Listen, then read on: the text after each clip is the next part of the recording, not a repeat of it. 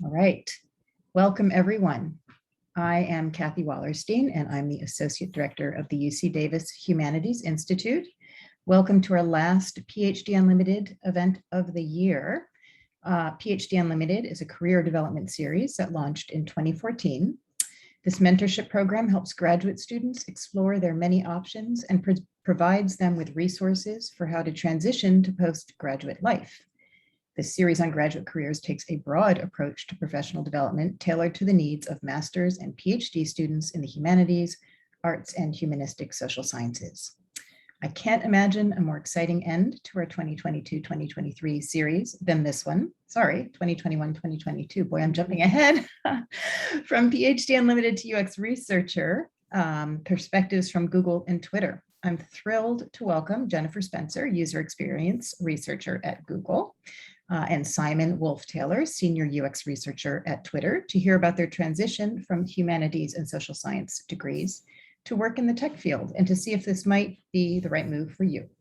Or maybe you're just curious to learn more. Jenny and Simon will describe their personal journeys, and then we'll turn to practical tips regarding transferable skills, what recruiters are looking for, interview tips, and more. I want to give a special thanks and shout out to Leslie and Lindsay at the Internship Career Center for their help with this event. Before going further, I want to also take a moment to acknowledge the land on which we are gathered, even virtually, but the land on which UC Davis is. For thousands of years, this land has been the home of the Patwin people. Today, there are 3 federally recognized Patwin tribes: Kashiel-Dihi Band of Wintun Indians of the Calusa Indian Community, Quetzal-Dihi Wintun Nation, and Yocha-Dihi Wintun Nation. The Patwin people have remained committed to the stewardship of this land over many centuries. It has been cherished and protected as elders have instructed the young throughout generations. We are honored and grateful to be on this land today. So Jenny Spencer is a user experience researcher at Google and lives and works in San Francisco. Before Google, she attended UC Davis to complete a PhD in sociology and worked as a research assistant at the Energy Efficiency Institute. She plays a lot of bike polo and is helping develop the emerging international sport as the president of the North American Bike Polo Association. Simon Taylor is a pathfinding strategy UX researcher at Twitter, specializing in foundational and cross-organizational research. Trained as an ethnographer with a PhD in history from Columbia University, he uses a variety of qualitative and quantitative research methods to uncover foundational insights about who users are, what they want, and where they're going. So this event will be filmed. I am filming it. We are taping it, and it'll be put up on our website within a day or two. So please stay tuned and let your friends know who couldn't attend that they can watch it. Also, to watch past PhD Unlimited events, please go to our website, dhi.ucdavis.edu. And while you're there, you can find out more about the DHI and join our mailing list. So without further ado, I'm going to turn it over to Jenny, and now you can share your screen. Okay. Let me go ahead. And I should also say, please mute yourselves if you are not asking a question. Thank you. And let me go ahead and share my screen. Was I successful? Everyone can see that? Yes. Awesome. Well, welcome everyone. Simon and I are very excited to be chatting with you.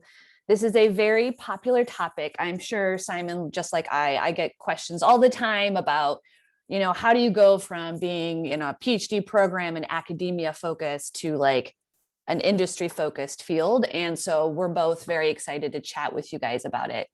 The way we're going to kind of structure this is we're first going to just kind of tell you a little bit about our journeys into UX research. I think that's sometimes useful. It can kind of make you feel a little bit less alone. And if you're feeling confused, or if you're like, oh my gosh, do I know what I'm doing? This is so hard. It is hard.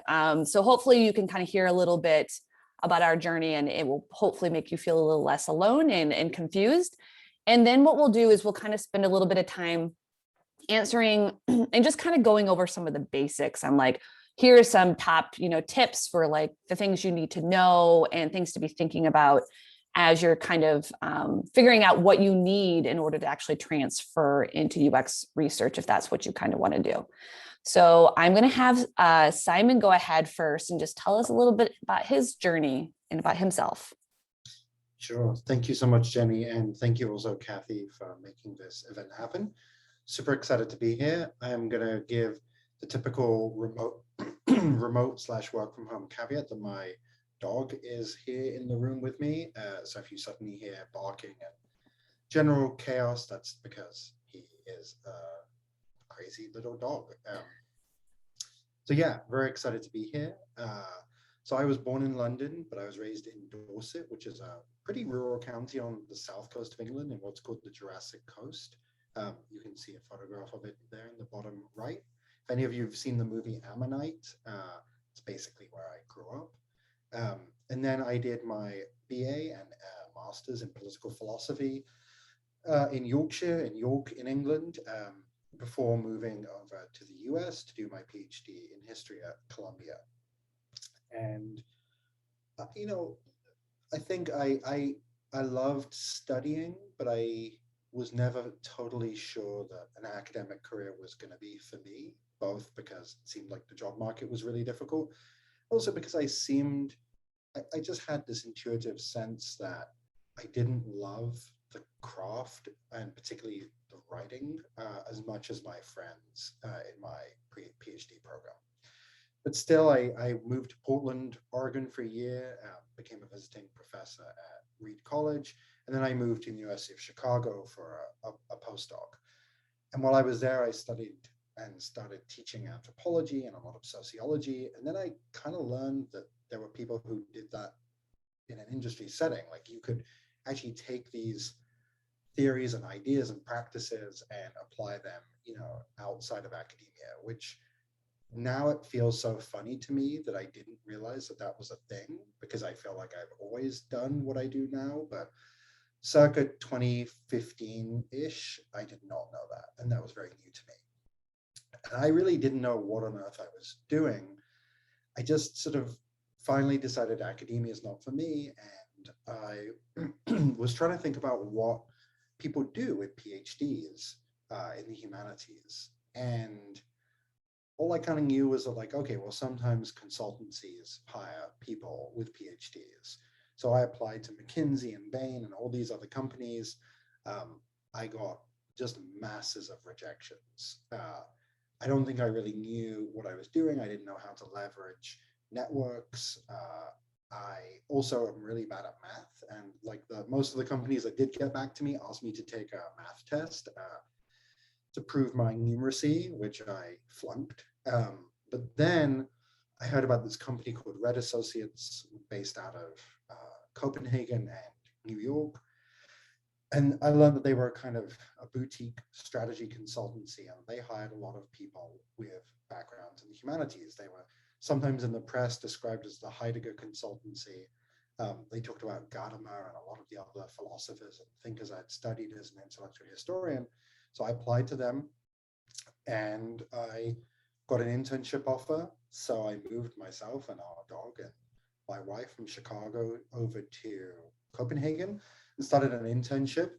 This felt it not only felt risky, it actually was very risky. I didn't know whether I would like it. I didn't know whether they would like me and whether the internship would become a full job. Neither me nor my wife had ever been to Copenhagen before.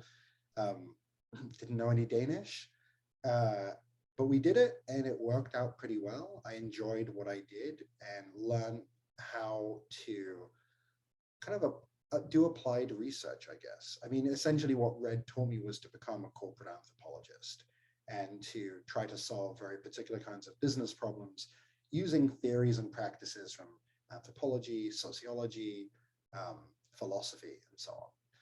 And after about almost 3 years there, I made a sort of little lateral hop over to UX research, joined Facebook, where initially I was on their entertainment team. Then I joined Facebook Reality Labs, working on future-facing products, and had a little stint on the central privacy team before joining Twitter as an experienced researcher, which is where I am right now. I think some things that this feels like a very linear, kind of easy progression, but it wasn't. I think like one thing that this journey sort of doesn't show is that, first of all, it took a long time. I got started late. Yeah, Red pays their interns, yes. I got started late, or I felt I got started late. I think I was 31 or so when maybe 32 when I started the internship at Red.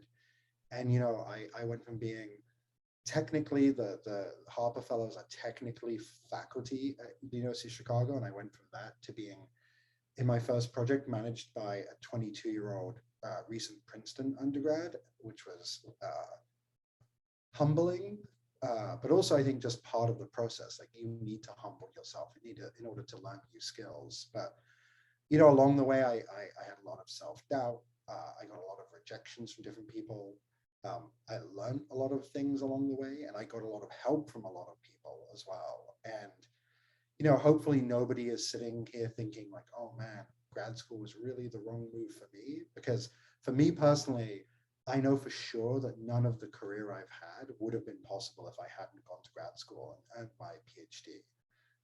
So yeah, that's me. And I'm really excited now to hear about Jenny's journey. Awesome. So yeah, my journey, I kind of would say I was homeschooled. I kind of always throw that in because it's a bit more of an untraditional. I didn't really have any formal education until I started a community college, where I discovered that I'd always been a hardcore nerd. I loved reading. I loved learning new things. And I discovered sociology when I was at Grand Valley State University, and just thought it was the coolest thing ever. The great thing about sociology, I'm going to totally nerd out here for a second, is that like you can literally almost study anything from the perspective of sociology. And I thought that was so cool. And the thing I loved, I was actually an anthropology major before I switched to sociology. And the thing I loved about sociology is it's really so much about like understanding kind of the mundane things that you think are just common sense. Like, why do we stand in line when we're like, you know, getting a coffee at the cafe? Like all these like informal rules that govern our lives. Like when I first like realized there were social norms, it like blew my little undergrad mind. And I was like, this is so cool. I want to study this. And so my professor at the time was like, you should go into a grad program. And I was like, I like learning. Sure. I had no idea really what academia was. And so I went and I got into the PhD program at UC Davis. Naive me, you know, shows up and like trying to navigate this whole new academic world. And I really loved it. But as I moved, and you can see it took me a long time to get my PhD. There were a lot of life things that happened hopefully this number kind of encourages you that it took me basically, we'll say 10 years, even though it's kind of more if you count the numbers, but we'll pretend we can't do math here. But I think the thing was, is as I started becoming a little bit less naive about the academic world, I started really realizing there weren't a lot of academic jobs, and that the academic jobs were really dependent on like, you know, like you moving to certain locations. And so that kind of, I guess, was a bit of a moment of like, oh, wow, like if I'm going to actually stay in academia, like getting tenure track jobs is really challenging. And so I kind of started wondering if there were other alternatives. And when I was at UC Davis, I was able to get a research assistant job at the Energy Efficiency Institute, which was, I just had a friend who knew somebody. This is like half of like how these things happen sometimes. It's like, oh, you know, you should apply for this job over here. It's, you know, like you can do research. And so I was like, oh, this is really cool. And so it was my first taste of doing applied research, which was having to do research that had actual impact, you know, that wasn't just knowledge creation, and learning how to talk about these things to non-sociologists. So, you know, it wasn't just about like going in a room with other grad students and your professors using all these big sociology words. I couldn't do that anymore. I had to learn how to talk to people outside my field and think about the impact of my actual research, which was really kind of the first stepping stone to me kind of realizing like, whoa, there are other things that I could do with my PhD that are not just staying in like the purely academic route, which is fine and great. But like I said, I was concerned about the job market. And once I graduated, so I was really lucky. I had this research assistantship, which ended up helping me a ton when I was actually starting to apply for more UX research roles. But after I graduated, I ended up in San Francisco, post PhD, dirt poor. I was literally a bike messenger and working at the front desk at a gym for like a year as I was trying to figure out what jobs to get. So this was like the year where I'm like barely, living paycheck to paycheck. And I was just doing a lot of applying for a ton of different jobs, learning about UX research. And I finally landed a contract role at Google. It felt like winning the lottery. I remember like when the recruiter told me I had the job, I cried on the phone with the person because I was so poor at the time. I was just like, oh my God. It really felt like I won the lottery. So if you ever feel like you're in those spaces where it feels like the world is ending or it's never going to get better, I totally feel that. So, and I worked as a contractor for 2 years. Usually with the bigger companies like Facebook and Google, you can contract for up to 2 years. And then you kind of have to have a cool off period of about 6 months to a year, depending on the company. So you can only do contracting work for them for about 2 years. And then I went through the whole full-time like application process at Google last May and got a full-time role at Google, which was amazing. It's so nice to have, some financial stability. It's just been awesome to finally have like something that like is a little bit more steady. And yeah, it's been fun and it's been a huge learning process. I think I would say in terms of the challenges of the transition, I think the biggest challenge for me was a lot of like, it was mostly just not knowing what I didn't know. You know what I mean? It's like, I don't even know what I need to know. And so half of it was just digging and trying to find people who were in it and like asking questions and digging through and reading a ton of stuff, but then also just being like afraid that I would never actually make it. You know what I mean? So the little thing I'm going to give you in terms of a nugget is like, just because this stuff is hard doesn't mean you're doing it wrong. So that was like a little thing that I kind of held that helped me get through the whole process, because it is sometimes a really long process and it depends on each person. But just because it's hard doesn't mean you're doing it wrong. This stuff is just hard sometimes. So that's actually one of my life metaphors or things I kind of keep close to my heart as well.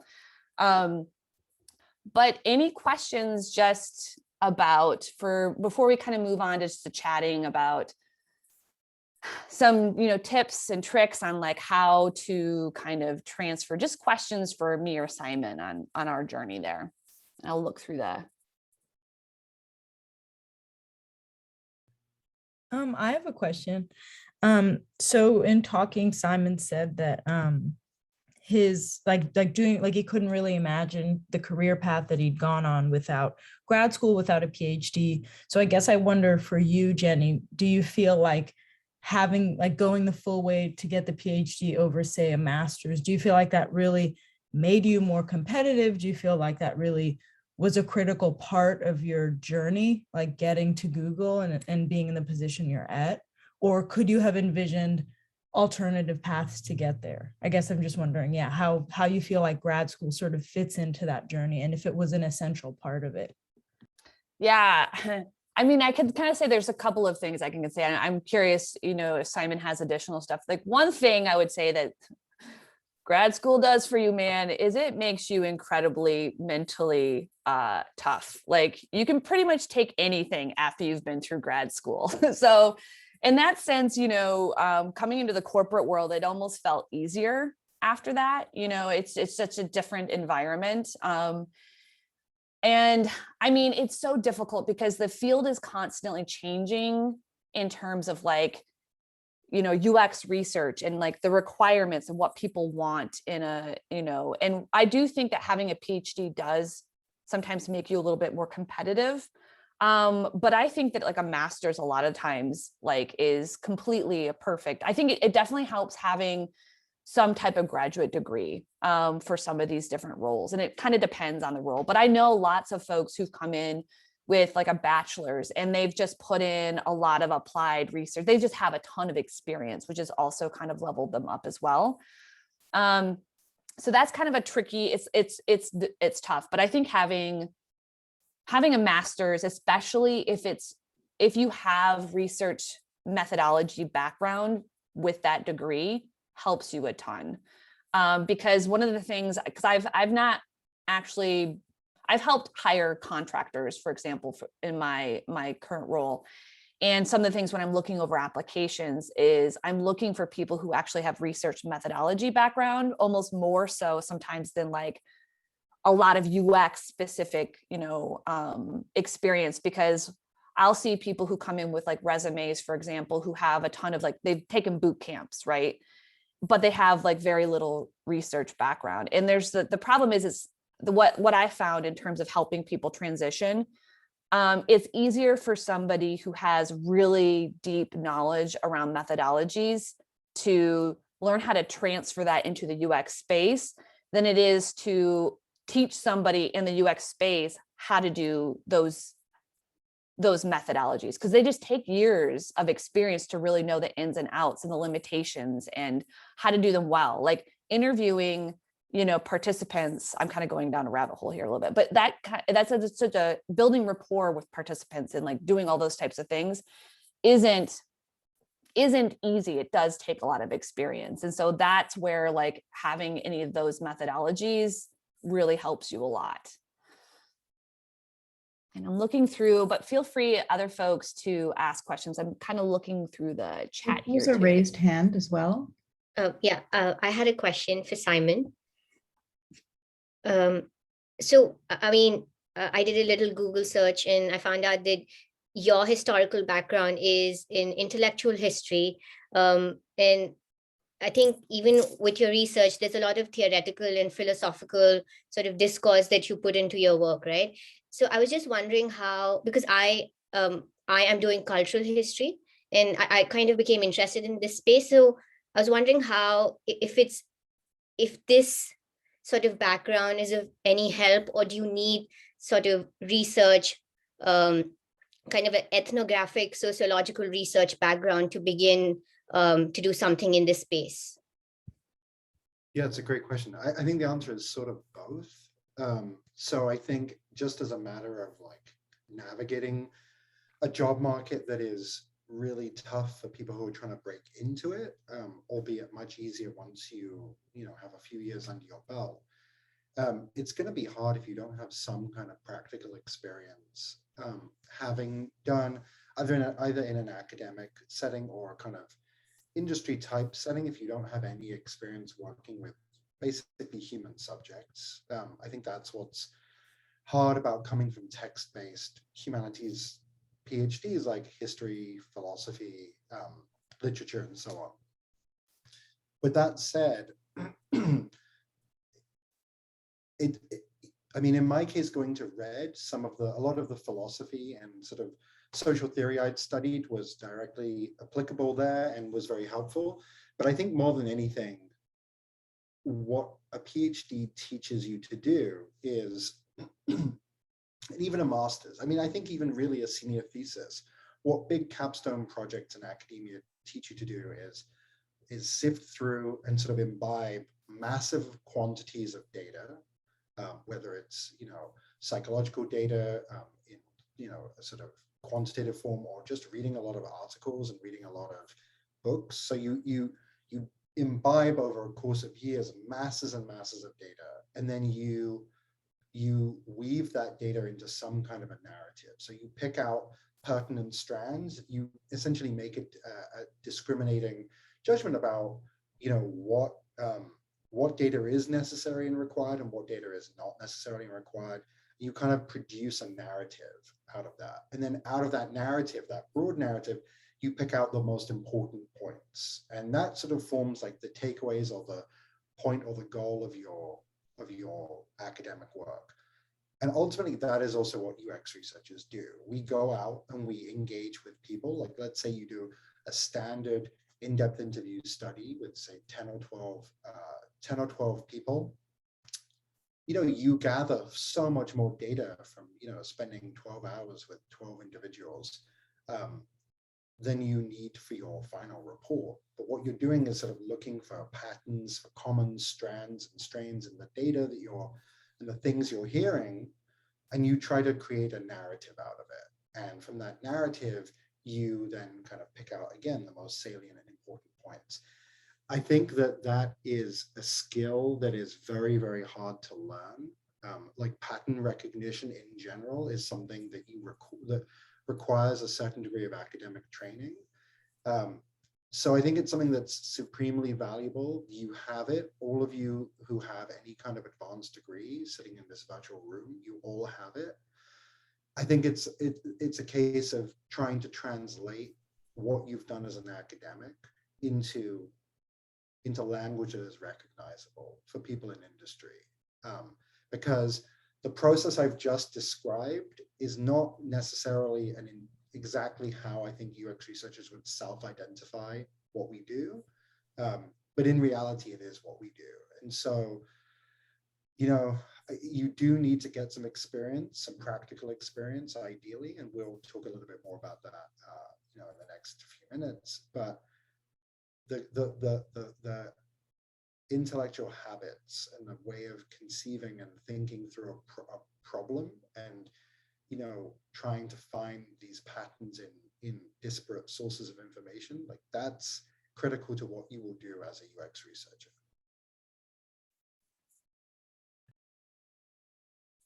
I actually think that's a perfect for us to kind of transition from talking a little bit about ourselves. We'll give examples from our own, and there's tons of great questions in the chat as well.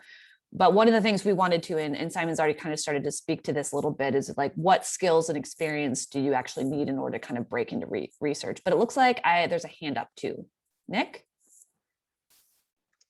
Yeah, hi, my name is Nick. I just had a quick question for Simon. I think I watched a recording on another panel you were on, and you kind of talked about this a little bit. But yeah, you said, and you mentioned you went from Red and then you went into UX research. And I guess Red is kind of like a strategy firm. And I think you've compared and contrast working at a strategy firm versus UX research and the differences. And maybe you're surprising, I guess, how broad UX research could be. So I guess that's kind of my question. And then also, are strategy firms or your work at Red, is it just another way of like saying market research? Yeah, I would say it's definitely not market research. So companies like Red or Gemic or Stripe Partners in London, they do much deeper research than I've done, for example, since transitioning into the tech industry. So very often, most of the projects I did at Red, I would be out doing field work, i.e. I would fly to a city or a country somewhere in the world, and I would usually embed myself there for 3 or 4 weeks at a time. I wouldn't come home. I would immerse myself as much as possible in the culture, and then I would do a series of ethnographies, sometimes like minimally 6 to 8 hours, but sometimes I would spend the night at my participants' homes, or I would see them over multiple days. And so the type of research that I was doing there was very deep, and I think far closer to academic style anthropological research than I do now at first at Facebook and now at Twitter. If anything, I think UX research is closer to market research than the kind of work I was doing at Red. I mean, more broadly, in terms of the differences between strategy consultancy and being a UX researcher, I'm trying to think of a succinct way of talking about this. I mean, as a UX researcher, a lot of UX research work is fairly tactical. I think there's absolutely nothing wrong with that. But a lot of it can be sort of, usability type work where it's like, okay, we need to make a product-based decision about, do we it's funny, I can't think of an example now. My mind's going blank, but you know, do we have this type of workflow to get from one part of a website to another, or a different kind? Like these are very kind of important, but specific tactical questions. Whereas at a strategy consultancy where, you know, you might be being hired by a client for $1 million, say, project, you're typically working on higher level kinds of questions about what the future of an industry might look like, or, you know, what the future of a sector might be. Very often we were hired by medical technology firms who, you know, maybe had a breakthrough product in the nephrology field 10 years ago, but their competitors were catching up, and, you know, they wanted to know, like, what's the next big wave of nephrology treatment. And so you would go out and spend time with doctors and observe doctors treating patients. You would talk to patients and so on. So the work I do now at Twitter as a pathfinding researcher is sort of combines those two things. I tend to take more of a 10,000 feet view of sort of like the overall direction of where a company is going and what the next big thing might be, rather than like focusing on a very specific product. I hope that helps. Yeah, thank you. Awesome. So Simon, do you want to kind of maybe speak to a couple of these? These are just kind of starter. We can kind of talk a little bit about our process as well, but maybe Simon, do you want to kind of like maybe speak a little bit to some of what you think are the skills and experiences needed to kind of break in? You've already touched on some of those, but maybe some more. For sure. And then I can kind of talk a little bit too about it. Great. Yeah. So like I said, you know, as students in the humanities, you have a ton of skills that people, employers value in industry. So the third bullet there is, you know, the one I was talking to earlier, this ability to take in vast quantities of data and create frameworks of meaning and then extract the key points from that. You almost certainly have strong written and probably strong verbal communication. I mean, if you've ever been a TA, then you have decent enough verbal communication. You're all really good researchers. You all have great academic research skills. Some of you might have foreign language proficiency.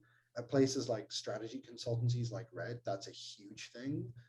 As a UX researcher, it's a nice thing to have for sure. You might have some kind of exposure to UX research methods. So, you know, if you're a historian, for example, and you've ever done oral histories, and you've been trained to do oral history, you basically know how to do in-depth interviews in a UX research setting. You just need to sort of make a slight shift in how you conceive of it.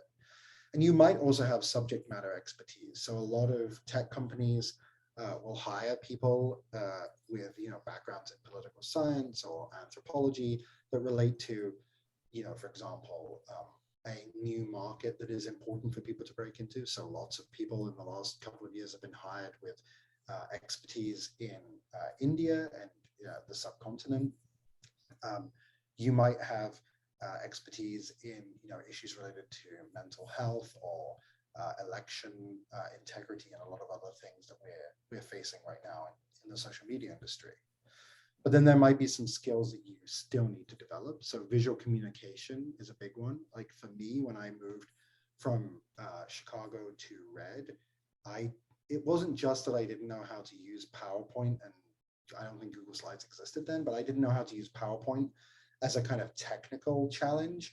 I also just didn't know what it meant to think visually. You know, if you gave me a chapter of Hegel and asked me to summarize it in a paragraph, like, great, I can do that. But if you gave me a chapter of Hegel and said you can have a blank slide, you can use 15 words and any visuals, I had no idea what I was doing. And I distinctly remember during my internship at Red, essentially bursting into tears at just like the unbelievable frustration why I just could not figure this out. You might not have a technical vocabulary, and by that I mean, you know, the vocabulary of the tech industry or the healthcare industry or the banking, whatever industry you want to break into within UX research, but also how we talk as researchers, you know, what an XFN is, what a KPI is. There's this whole idiom and language within within our field that you're going to need to develop.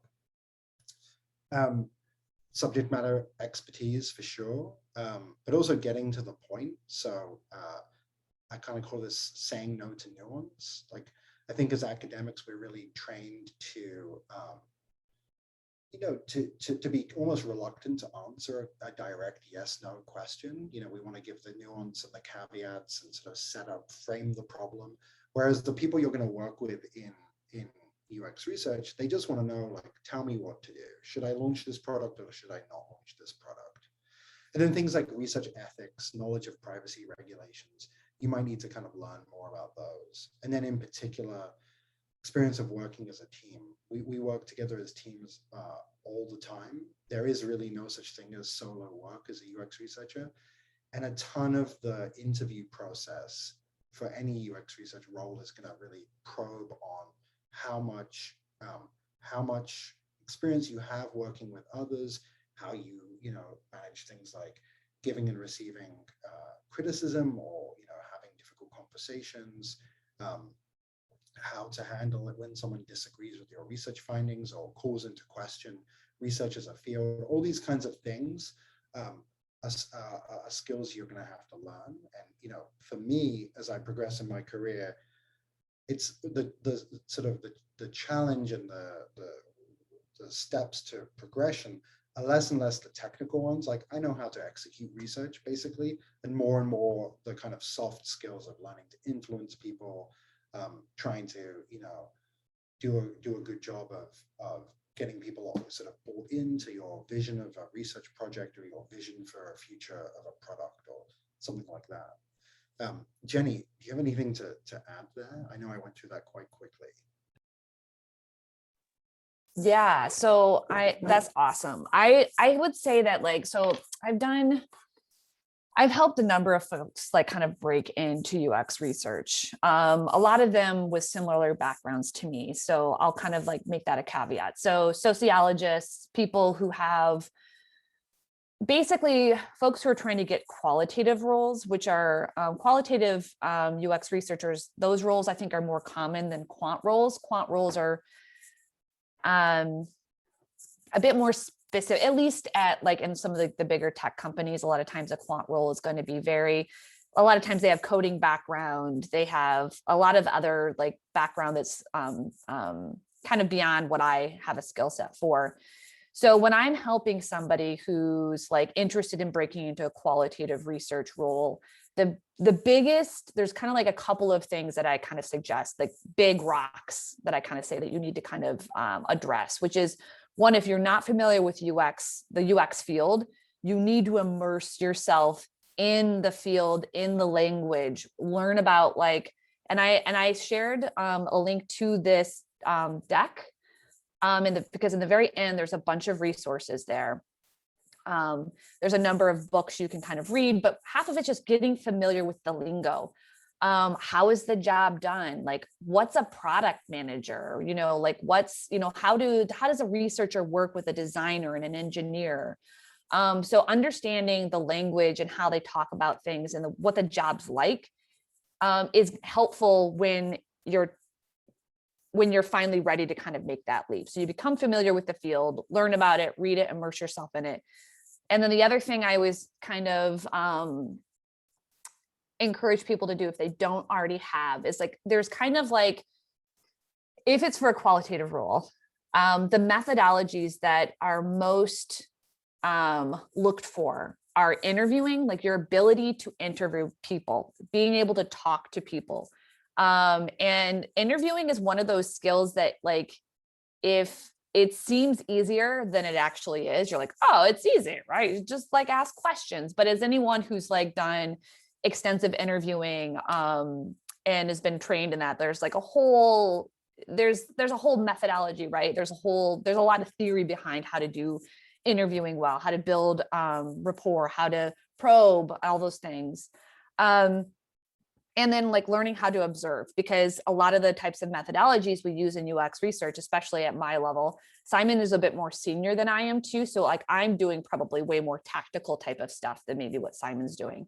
So I might do a lot of usability research, which is like, I'm walking participants through different like experiences. They might be interacting with an app or a product, and I'm watching them. So I need to be able to ask them good questions and also observe what's happening and be able to take good notes based on those types of things. And then I've got to be able to take all that stuff, sum it up, and basically be able to give it back to my team so that they can take action off of those types of things. So being able to interview well and observe people. Those are some of those like key core methodologies that I think are really important. And if you have, and this is like part of it too, is like, there's so much you could focus on, right? So immerse yourself in UX literature in the field so you understand the lingo, how it's done.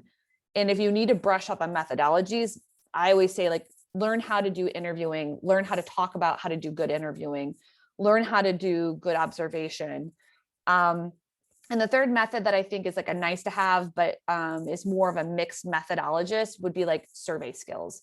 I do surveys. I'm kind of more of a mixed method researcher. So I'm really good at like designing the survey. But when it comes to some of the more hardcore statistical analysis, I don't do that as often. So usually what I do is I'm leaning on my quant research like coworkers to kind of help me with those types of things. So once you kind of have, like, you've immersed yourself, you've kind of make sure you've got those bread and butter methodologies. The other thing I kind of always recommend too is like, and someone actually asked in the comments too, is like, Jen, how did you get a contract role as a UX if you had no UX research experience? And one of the things I didn't list on that is I did do some volunteer work. I volunteered at Code for America, which helped a ton because it's totally free. There's like brigades all over the country. And I think a lot of the stuff they do virtual now, but it's a great way to kind of get that experience of how does like a UX team kind of work? How do they talk to each other? How do they like communicate ideas from the UX side to the engineering side to the product side, right? So that helped. And then also, as mentioned way early in the intro, like I run a nonprofit myself for bike polo. So I did a bunch of UX research to help improve our website. So I did a bunch of projects they weren't just like personal pet projects.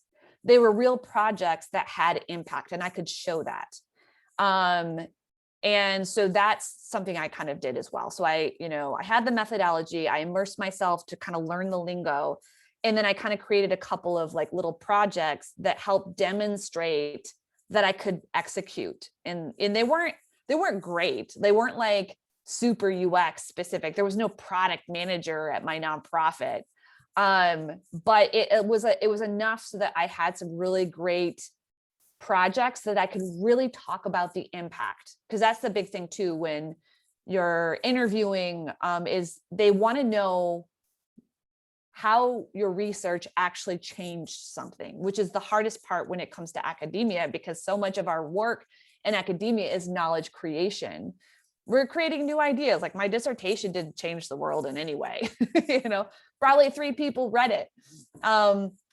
So like I had to try and find a couple of just small projects where I could say like, I did this research, and because of the findings and the recommendations, the board of my, my nonprofit made these decisions, right? So half of it's just like my research made someone change their mind, those types of things are really helpful.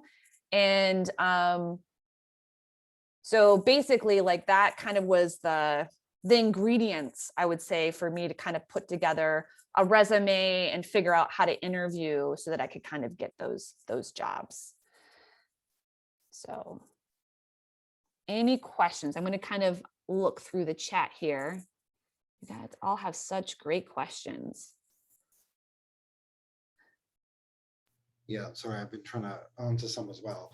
I just want to, Jenny, you've already said it, but I really, really want to shout out again, like volunteering in things like civic tech. I think that for people kind of trying to break into from the humanities, even the internships that, the big tech companies do are going to be very, very hard to get. They're super, super competitive. They tend to go to people with things like psychology, PhD backgrounds, or human computer interaction, or whatever it may be.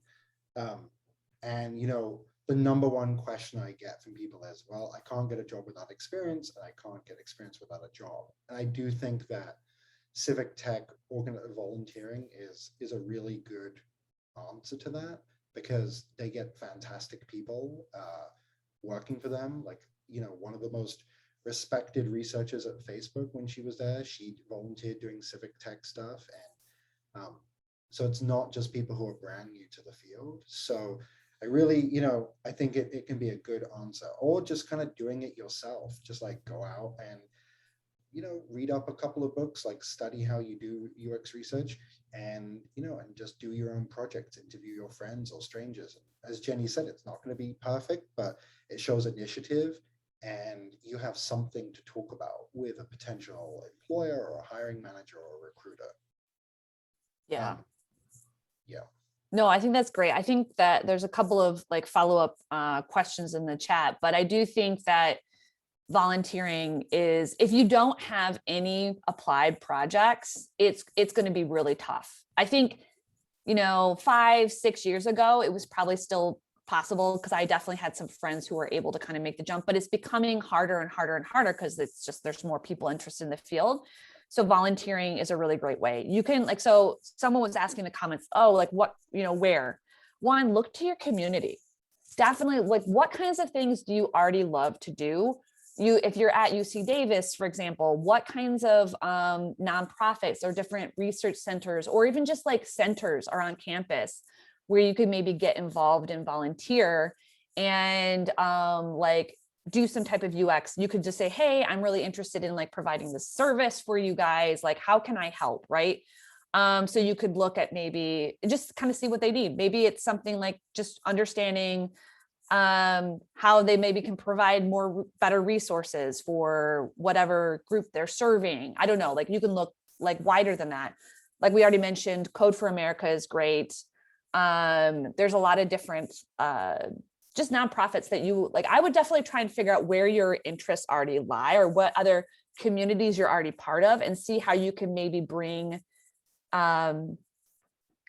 use that as like an entryway, because one, you already kind of probably know something about that community and that you're already a part of. So sometimes that can kind of be a nice intersection there. Yeah, or you can go to your local chamber of commerce or small business bureau, like just, you know, find someone in your hometown who's trying to get a new business underway, and, you know, probably they haven't really thought through what their website's going to look like. Just say, hey, you know, can I help you out with this? And in general, I think people will receive it really positively.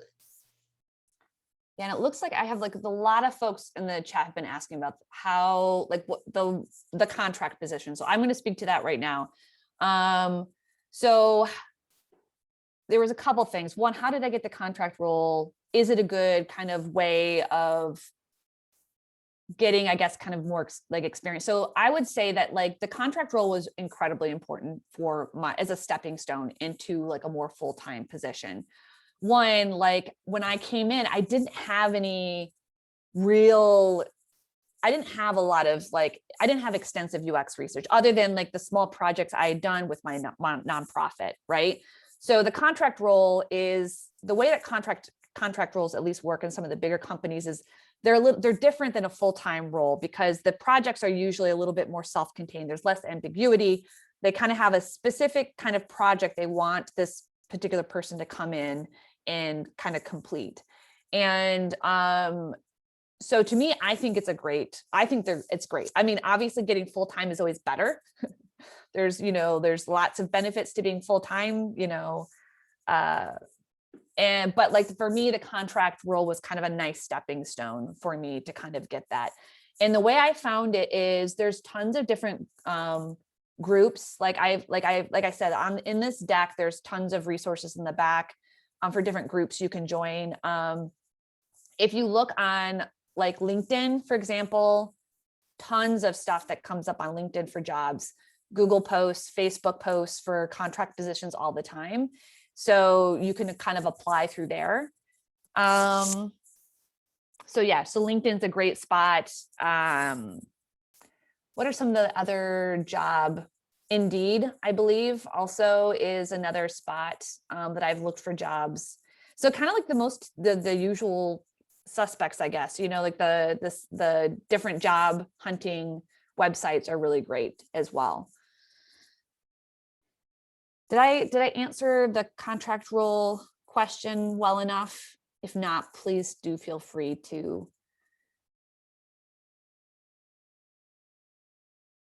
ask additional questions. These are really great questions. Yeah, Maria. Hi, thank you so much for taking the time to do this. So my question continues with this question of the contract. What do you present? Do you present the work that you did in the nonprofit to get the non-contract position? How was the interview process? And again, you don't have to answer all the questions regarding this, but I do see people transitioning through contracts a little more, but also there is a fear of getting the contract and not being able to deliver exactly what they ask you for not having the experience. So if you have anything regarding that, it will be very useful. Thank you. Yeah. Well, for me, for one, like so I feel like definitely, I guess I would kind of say like, definitely you're always, when I first started my contract, I was terrified of messing up, or like the imposter syndrome is definitely very high. You know what I mean? It's just like, oh my gosh, like, what am I doing here? I have no idea what's going on. But that's kind of expected. Anytime you start a new job and a new role with a new team, like there's what they call onboarding process. And at like some of the big tech companies, we always tell new people, even contractors the first time through, is like, it takes almost 6 months to fully kind of get a handle of what's going on. It's just like, you might be working in a whole new product area. You have to learn how that specific team works, and the way that like teams work at Google are going to be different than at Facebook or Twitter or any other company, right? So it's just learning the culture. It can be so overwhelming and very scary. And I was terrified. I was just like, oh my gosh, they're going to fire me, you know? And it was all like, and then coming out of academia too, right? Like it's like imposter syndrome, like on steroids, I swear to God. But when it came time, so when you're interviewing for contracts, the process for interviewing for contracts is different than if you're like interviewing for full-time, because the rules are different. And so it totally just depends on who the hiring manager is. Like they might do multiple interviews with you. They might do an interview with you, and then like they might have you meet some of the team just to kind of figure out how well, like, you know, the team will match. So what you end up presenting and how you interview, like for me, I didn't necessarily present like a portfolio. I just did like basically it was a video call. I did an interview with the recruiter. So you end up working for a staffing agency. And so you have to kind of pass their kind of like initial checks first, and then they pass you on. And then I chatted with the hiring manager, and they just like had me walk them through verbally some different projects and just asked me kind of like a whole host of different types of questions. But a lot of it's just like kind of talking through the different method. And highly recommend, I think there were some questions in here too. It's like, how do you present this stuff? Look up the STAR method. I'm typing that also, and I'll put that in the resources as well. That is probably one of the best ways to figure out, how do I take a really complex project and distill it down into something that's a little bit more manageable, that I can like summarize and walk someone through. But like, I basically just kind of walk them through some different projects. I've also had people that I've helped, you know, get contract roles who've had different experiences where they actually did have to walk them through a project. And what I can do is I'll go and add some additional resources after this chat. So if you all still have the link to this deck, I'll go add some additional resources for like thinking about, how do I actually talk about different projects? I think that's kind of, you know, and I think Simon, you kind of did talk a little bit about this earlier, but and we can go into that as well, depending on what people kind of want to chat about. I'm just going to see what's on our next slide here too. Jenny, there was a question that I can't answer about who, like, what are some agencies that have contracting roles? So any that you would recommend that people, go toward or try and work with? So usually, I mean, there's tons. And the big thing, so if you're interested in starting to get contacted, so like that's how I got it. Like I actually was contacted by a recruiter. And when it first happened, I thought it was spam. I was like, why is this person like contacting me? And then I had a chat with some friends and they're like, no, this is how this works. I had no idea. So usually what you do is you change your, when you start kind of like switching your LinkedIn and you start catering your LinkedIn profile to look more like a UX researcher. So I kind of changed my title to that. I had started kind of like working in some of the volunteer work I had done so that it was reflecting more of a UX focus. And then I basically made it, I let you on the back end, you can kind of say to LinkedIn, hey, I'm interested in being contacted by recruiters. Then you're probably going to start getting recruiters starting to send you like messages and being like, hey, I have this role. Are you interested? So that's kind of one way is just to kind of like set your LinkedIn profile up so that you can start getting those recruiters to start contacting you. And then also, like I said, you'll see those contract roles up online. And like a lot of times they won't say specifically what company it's for. They'll just say like for like a Fortune 500 company or whatever, right? Like, or like one of the top, tech companies in the world. And, you'll find out after you get through certain parts of the process, which company they're talking about. So sometimes they'll use code like that. But like, yeah, I think contract roles are a good way to kind of get at those. So I'm just looking through the chat really quick. There was a question from Joseph about whether it's okay to put your summary on LinkedIn to something like UX researcher, even though you're technically not. I think this is like a pretty debatable thing. I see a lot of different opinions. Like my personal view is that I don't think you should. I think you can say you're an applied researcher, or you could even say industry researcher, but UX researcher is a specific job title. So I think that if you aren't one, I feel like it slightly misrepresents yourself to have the title, even though I understand the temptation to do that.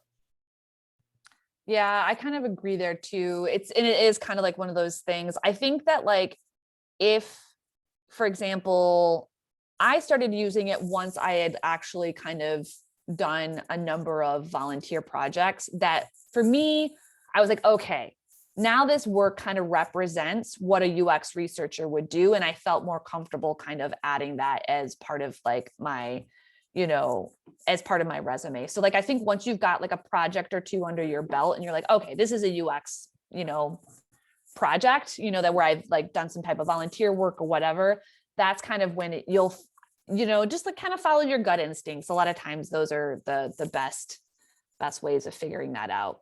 Yeah, for sure. I mean, if you're starting to add on your LinkedIn profile, like that you've done a couple of volunteering projects with, say, Hack for LA or whatever it is, and they're in UX research, then I think you've done it, and so you probably can start using the title. But if you're sort of still doing your PhD, or it's sort of aspirational and hasn't been realized yet, I would probably try and avoid it. Awesome. We'll keep the questions coming, but Simon, do you want to kind of just maybe chat a little bit just to get us started? We've already kind of started, we've already talked about a lot of this stuff, but anything that we've missed so far? I think just that, LinkedIn is an essential resource, and it's real, like, don't be scared to add people. Don't be scared to even ask people for their time. Some people are going to not be able to give you any help. They're too busy. I personally, I don't know, I get 15 to 20 messages a week, maybe. So not everyone's going to be able to help you out. But plenty of people will. There are plenty of people who hold office hours and all sorts of other things, and are willing to give their time to new people. This is my son. I'm gonna say, this is Gabriel. Hi, Gabriel. Hi. Hi, buddy. So yeah, I think don't be scared to add people into try and get people's help and time, and lots of people are gonna be happy to help out. And I'm gonna mute myself because it's likely that Gabe's gonna start yelling, but I'm still here. Okay. Yeah, I would say, like, I'm kind of looking over this list in terms of things that we've kind of talked about. I did kind of say a little bit in the chat about boot camp. So I'll just kind of verbalize. I don't think I've verbalized this yet, but one thing I would say to be careful with the boot camps is, one, they can be incredibly expensive. And as grad students, we're already real poor, right? Like, we don't need to go drop like $4,000 on like a 2-week, 4-week boot camp. The problem with the boot camps that I've seen is that they're mostly focused for designers. And so it's like a focus on designers, and then like, but they'll teach the designers kind of a little bit of research, like UX research methodology on the side. But if you don't already have like those methodologies, it doesn't quite go deep enough. And I feel like a lot of the skills aren't really necessary. Like, you don't need to know how to use Figma, right? Or how to, I mean, like wireframe, like some of those things are really nice. And I would say that like the smaller companies tend to kind of expect, like especially startups, like their designers are also going to be the researchers. So there's kind of like the roles are kind of less separated. But in like the larger the company, like Google, Twitter, Facebook, the designer's not usually doing the research. They have a designated researcher who's kind of doing it. So I don't know. I've always been a little skeptical about the boot camps. The one good thing I would say is that it is one way to kind of get immersed in the language and just to kind of understand how things are done in UX. But I think there are other ways of getting that without having to drop so much money, especially if you're not trying to become a designer. So that's kind of my 2 cents on that. And like I said, I have listed I'm just going to go here real quick. The Interaction Design Foundation, they have a lot of really great courses, and it's like you can have a subscription. They've got student subscriptions as well. And it's like under $200 for the year, which, you're not going to get that same amount from like a boot camp.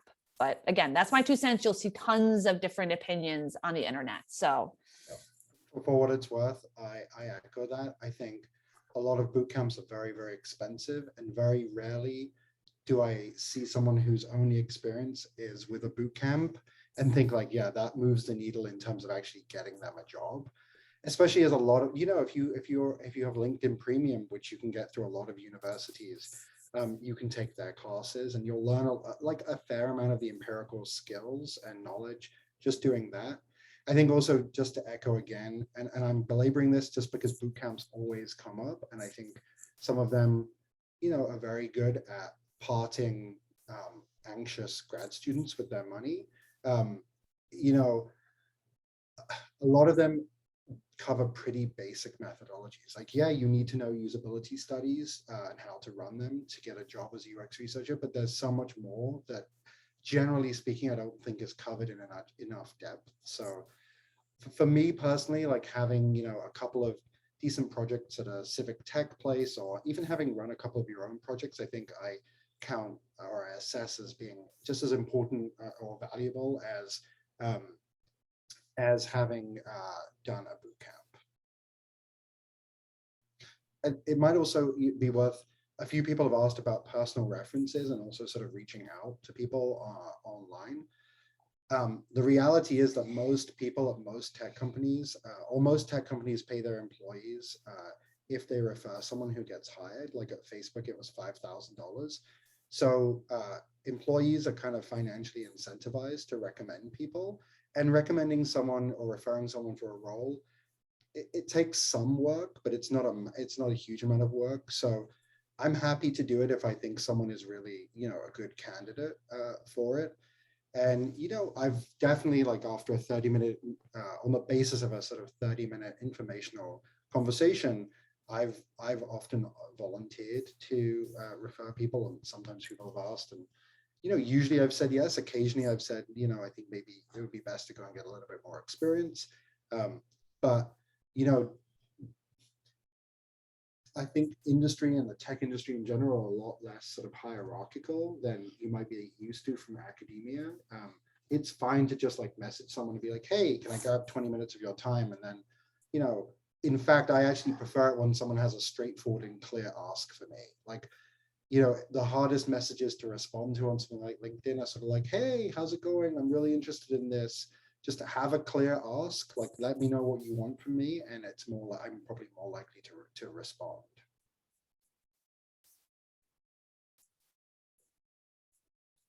Yeah, I would say the same. I definitely get lots of requests. So the more specific, the better. And I have like, I do host, even though I'll be honest, I haven't hosted them in a while because I've been so busy. But I do also try and host office hours because I find that a lot of times, like I even have a doc and it's listed in the resources as well as like top questions I get asked. And what I try and do is I actually try and write out the answers as well, just so that people have like a living doc that I can continue to kind of update as I find cool resources and get asked questions and stuff like that. So there was a really great question in here. I really think this would be a fun one to answer. Where did it go? Man. Well, one was like basically wondering what's the quality of like kind of like what makes somebody a good UX researcher versus not such a great one. So like qualities that we admire in our favorite like peers and colleagues, or I think that's kind of like a good maybe thing we can kind of, chat a little bit about is like what are kind of like the qualities of a good UX researcher in your eyes, Simon? That's a great question. I think people who are somewhat skeptical, but also open-minded, very curious, and are good communicators. Hopefully even when they have a 3-year-old crawling all over them. My son is homesick today, which is why he is jumping on me. I think, and I think people who, this is all at like a very high level, but people who are very happy to sort of be proven wrong, I guess. Like you can have a hypothesis, but not be wedded to it too strongly, and be willing to be led by the data and what you find in a project. I mean, ultimately, I think the ability to translate insights from data into actionable and concrete recommendations for a team. So sort of moving from like, I saw this and, this is really interesting or this is really important, to sort of like then saying, and as a team, we should do X and Y based on this. These are the decisions we should take. These are the, this is the product feature I recommend that we build, or this is the product feature I recommend that we scrap, or this is a process I recommend we change. And getting really, really concrete about, the so what or the takeaway of your research, I think is really critical, because ultimately you're doing research in order to inform your product team or your stakeholders, whoever they are, about something. Someone wants to make a decision or know what to do about something in general, and so the more concrete you can be sorry, my son is unbuttoning my shirt. The more concrete you can be, the better.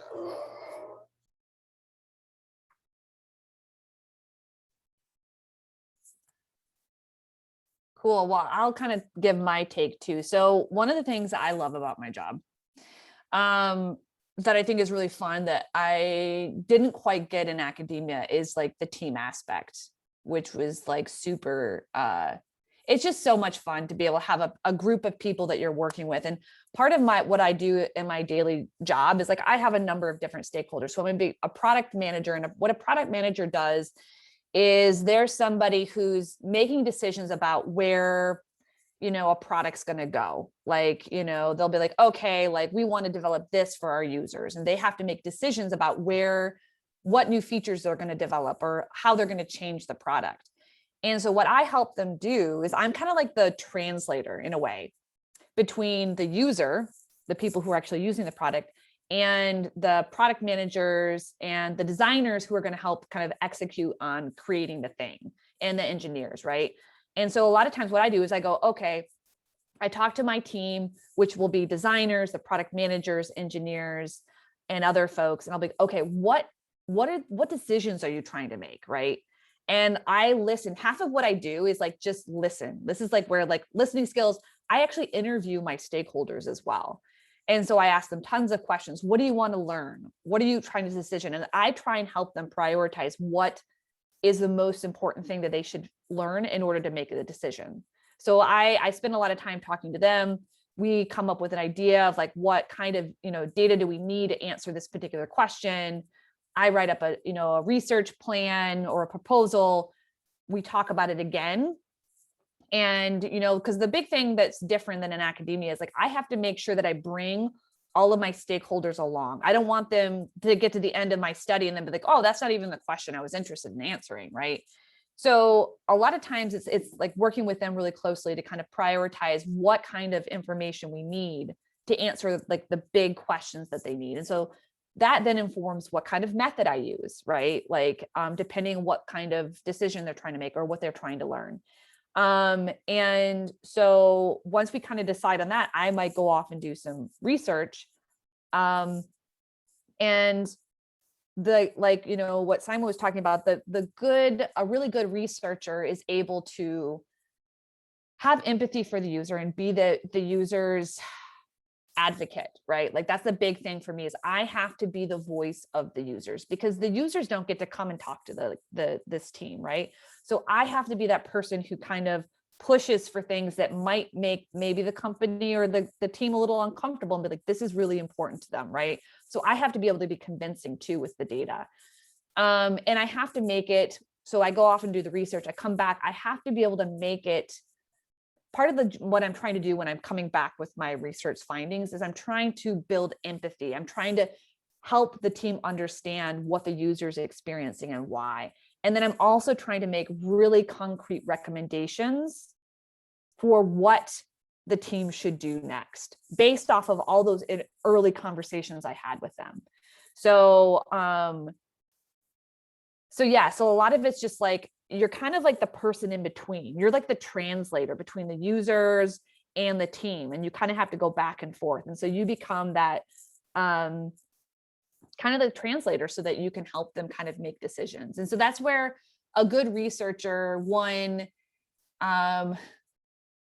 is really comfortable with ambiguity, because like I'll go into these meetings with my stakeholders and it's like they don't always know what they really want, or what they need. And so part of your job is to try and help them figure that out. And it's really fun. And like these are usually people you've been working with for a while. So, you have like relationships with these folks. And so over time you build trust with them, and it makes it fun. So that's a little bit about what I think kind of makes a good researcher, is like just having empathy for the user and for your team. And then being able to clearly communicate what you find back to your team so they can actually make some decisions.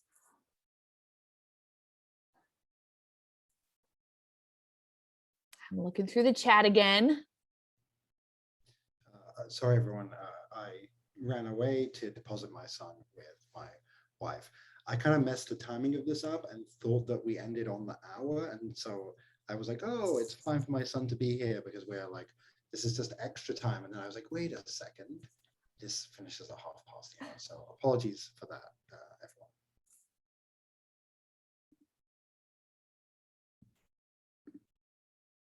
We can definitely finish this up too. It does usually go for an hour. We just ended up extending it because there were two of you and you had clearly so much to present, and obviously we've had quite an interest. So, but it's totally fine to wrap things up if you need to go.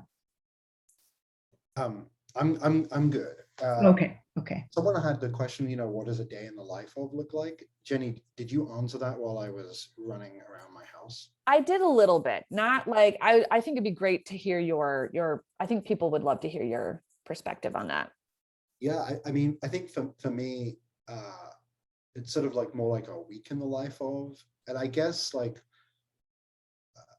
I sort of broadly divide my time into two. So one big part of what I do is meetings, and those are meetings typically with either my research team or like other researchers, in my company. Either those are sort of like regularly scheduled meetings where we sort of talk about process or, whatever, or it's like, I am not great at quant work and one of my colleagues is, and I want to pick her or his brain about, how I might do something. So it's a lot of knowledge sharing and expertise sharing back and forth. Then there are meetings with sort of broadly my product or research stakeholders. So the product team I'm working with, or maybe I'm thinking of starting a new study, and I've heard that someone in another part of the company is doing something similar. I might check in with them and see if we can combine our work, or if they have anything that can inform what I'm doing. And then meetings with vendors. So sometimes I work with vendors to execute research for me, and that requires a lot of meetings to sort of make sure that we're all on the same page about what we're doing, and we discuss the data and things like that. So that's sort of half of what I do. A whole bunch of meetings with different stakeholders for different things. Sometimes also I do mentoring sort of officially within the company, or sort of also unofficially with people who are just looking to break into UX research. And then the other half of what I'm doing is, broadly speaking, like the research. And so that's everything from writing up documents like research briefs or conversation guides, or a survey text, to actually executing research, so doing an interview or whatever it might be, to then sort of looking over the data and then finally creating my presentation, and then giving the presentation as well, which I guess sort of blurs back into like the meetings, because typically for me, when I have finished a project, because I have this sort of like cross-functional role, there are usually multiple different teams across, say, Twitter, or a different organization within Facebook, who are kind of interested in hearing the results. And so I'm gonna meet with different people and sort of tailor my reports and my findings and the emphasis of what I'm discussing to like meet and fit their needs. So that's like, I guess, broadly what I do. I mean, sometimes there can be so many meetings that at the end, not only at the end of a day, but almost at the end of a week, I think like, what did I actually produce or accomplish? Like sometimes I really, I now, like a lot of people, just block off entire parts of my calendar where I'm like, okay, no one can schedule a meeting over this, even though people often do, because this is the time that I'm going to actually work. And yeah, that I think is, it's, I actually kind of like the way that for me, like the meetings give my days structure and my calendar structure, and structure that I personally struggled with, like the lack of as a grad student and a postdoc. So, it's not just a sort of infinite like day after, a writing day where it's like, okay, there's 15 hours. How many of these hours am I going to spend writing? The amount of meetings kind of provide a degree of urgency to get the work done when you have like the 15 or 30-minute slot. And by the way, while I'm talking about that, one thing I've noticed that, in terms of cultural shifts from academia to UX research, something that I think people struggle with a lot, and I definitely did, is sort of feeling like being kind of very precious about how I write and where I write. Like as an academic, and this probably says more about me than anything else, but I kind of go to a point where if I didn't have like at least 3 unbroken hours in front of me, there was like no point in even starting to try and write some of my dissertation, because, it took me so long to kind of get into it and settle it in. And I found quite a few people who are new to UX research, sort of coming from academia, feel the same way. I think one of the great skills you can learn is to know what to do with a 15-minute block of time on your calendar. Like know what kind of tasks can be accomplished in 15 minutes or 30 minutes or 60 minutes, and sort of tailor your tasks to that time. Because for me, 15 minutes between like meetings it can be amazing. I can get so much done. And I really, one of the reasons I think I tend not to work evenings and weekends is because I maximize that time. Probably lots more questions coming in though. I think there's, we've only got like a little over 5 minutes left, but I think there's a great question in here. I would love to kind of, maybe we don't have to necessarily end on it, but like I want to address, which is like, at this point in your career, do we feel like this work is more fulfilling than if you were in academia? And I can go ahead and like answer this first. I think this is such a great question, because I think, especially I've given these talks before, and there was definitely back in my day, there was kind of this feeling of like taboo about kind of leaving academia and moving into UX. It was kind of like you kind of died if you did that. You just like disappeared. And I think that's definitely changed a lot. Mostly just because I think everyone else in the department started to realize that it is hard to find jobs. And so they've been trying to also help their students find other, outlets. But it's definitely, to me, that was a huge, just, emotional and mental barrier to kind of making that leap, because there was a lot of fear, like, oh my gosh, if I leave, I can never come back. Right. And then also it kind of feels, there's kind of like some stigma around selling out, kind of going the corporate route. But in terms of like, do I find like my new role like more fulfilling than like academia? This one thing I would say is I love my job because of the people I work with. I have some amazing teammates. And to me, it's really, I'm not a careerist. I'm not someone who's necessarily interested in climbing a corporate ladder. I kind of come from a very working class background. So this is actually the first job I've ever been in where there was a career ladder. I didn't even really understand what that was. But for me, the big thing that's fulfilling is like, one, I get to solve interesting problems. I actually do way more research than I did when I was in academia too. And I think the rigor is just as great. Everyone that I work with in terms of UX research, they come from like a very rigorous research background. So they care very deeply about their research, and we're making decisions that have huge implications for the business. So we better know what the heck we're doing to a certain extent, right? And so for me, it's fulfilling in the sense that I get to work with really cool people. And you find your people in these different spaces, and you have these genuine connections beyond work too. But like the problems I get to solve are really interesting. And, I think the parts that I do miss is like kind of, there's not as much room for me in my career, at least, to kind of do a lot more of the contemplative work that I loved about academia. But I make room for that on my own. Like I still write. I buy so many books, you guys, I need help. Like I have so many bookshelves. So I'm constantly reading. Exactly. Right. Like, so there's ways of kind of engaging. So if there's parts of like academia that you might miss, like in a different world, I just make sure I build that into my own life. Like I read constantly, I journal, I write articles, like, so I kind of feel like I've, to a certain extent, gotten the best of both worlds for myself, because the thing I loved about academia was the contemplative thinking and like playing with ideas and theory and reading about new things and learning new things. I was just a nerd. So I think you just have to make sure, and there's plenty of nerdy people too in these jobs. So it's like I get to solve and be super creative and solve all these really interesting problems. And I just make sure that I have an outlet for this more deep contemplative work that like brings me joy. So I would just echo absolutely everything Jenny said. I mean, I'm not having necessarily the exact same type of intellectual discussions I had in grad school with my colleagues, even though my colleagues in research are just as smart. They have PhDs and all those things. But if I want to have a discussion about an aspect of political philosophy or psychotherapy or whatever, I just go and talk to my academic friends about it.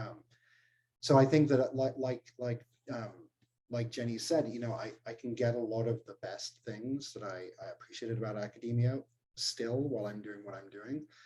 And what I love about my job now is that I'm still learning all the time. I think it helps that I have become kind of fascinated by the tech industry. And, you know, as a historian, a lot of the books I have on my bookshelf are about how the tech industry kind of got founded, and, you know, how like a certain patch of California was transformed in the 1920s into, you know, the Silicon Valley we have today, and those kinds of deep processes. But you know, so, or like there's a really great podcast I love called Tech Won't Save Us, which is hosted by this left-wing Canadian podcaster, the amazingly named Paris Marx. Like there are lots of ways that I can still engage and kind of nerd out intellectually in what I do now, but I'm also like learning about people's behaviors, about what's new in, you know, the future of the kinds of tools and apps and services that we all use day in and day out. So I personally feel very, very happy that I made this move, which isn't to say, of course, that academia is not still wonderful for those who want it. It's just, it's worked out well for me.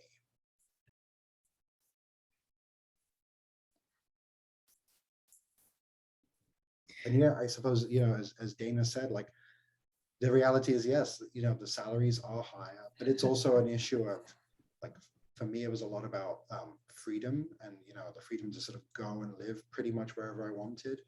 My partner is not an academic, and when we met in Chicago, she was like horrified by the fact that there were 3 jobs in my field that year, and she was like, I'm not willing to live in any of those places. And we, you know, I feel like I have a lot more autonomy over my life, and that my life and its direction is much less sort of at the mercy of what like one or a handful of people on my dissertation committee happen to think about me at any given day. So that's also a nice thing. Well, that seems like a perfect note to end on. Jenny and Simon, thank you so much. That was just incredibly informative and really interesting. And I just obviously very valuable for everybody who was here. I guess, you know, if it's okay with you, I can put those resources up on our website that you were sharing. So along with the video, which will be up on our PhD Unlimited page and on our YouTube page. So just dhi.ucdavis.edu to everybody in the audience. And we'll get that information up soon. And thank you so much. Have a great rest of your day. Thanks, everybody. Hey. Thanks, Jenny and Kathy. Yeah, thank you. Yes, Really, thanks so much, that was fantastic. All right, we'll follow up on email. Okay. Awesome. Bye. Thanks, guys. Thank you.